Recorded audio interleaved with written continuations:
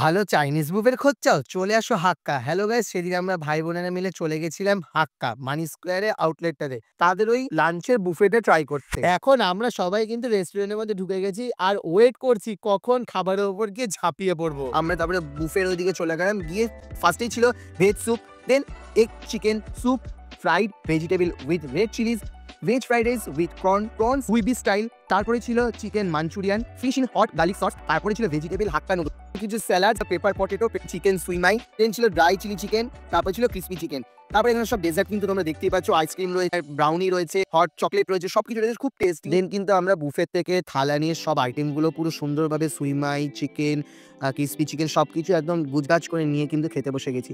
খাবারগুলো সত্যি অসাধারণ ছিল। কিন্তু আমরা এই আজকের দিনটা খাওয়া দাওয়া করলাম, পেপার পটেটোটা ভালো ছিল সত্যি। এটা ভেজের মধ্যে খাবারটা খুব টেস্টি ছিল, হেভি ছিল, এটা সত্যি খুব টেস্টি ছিল।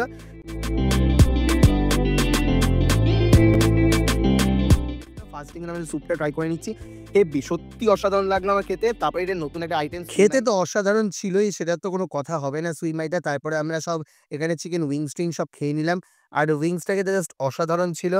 তো এখানে সবাই মিলে স্টার্টার খাওয়া কমপ্লিট করে নিলাম। দেন ফাইনালি আমাদের এখানে মকটেলস চলে এলো। মকটেলসগুলোর ব্লু লেগুন নিয়েছিল আর বাকি নিয়েছিল, আমি নিয়েছিলাম শুধু এখানে মোহিতো।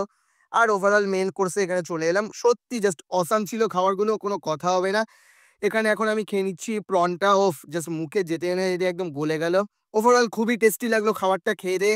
এখানে নুডলসটা তো কোনো কথাই হবে না, যেমন লং গ্রেনের ছিল তেমনই খুব টেস্টি ছিল। তো চলো ডেজার্ট আইটেমে চলে এলাম, এবার আইসক্রিম টাইসক্রিম সব ছিল, ব্রাউনি। তো এখানে মেন কোর্স কিন্তু কমপ্লিট করে এখানে সানিদা সবাই আমরা কিন্তু মেন কোর্স না, সানিদা একদম ব্রাউনিটা খাচ্ছে, দেখো হা হা, স্বর্গ, খুব টেস্টি ছিল। তো দেখা হচ্ছে নেক্সট এপিসোডে, আজকের জন্য বাই বাই।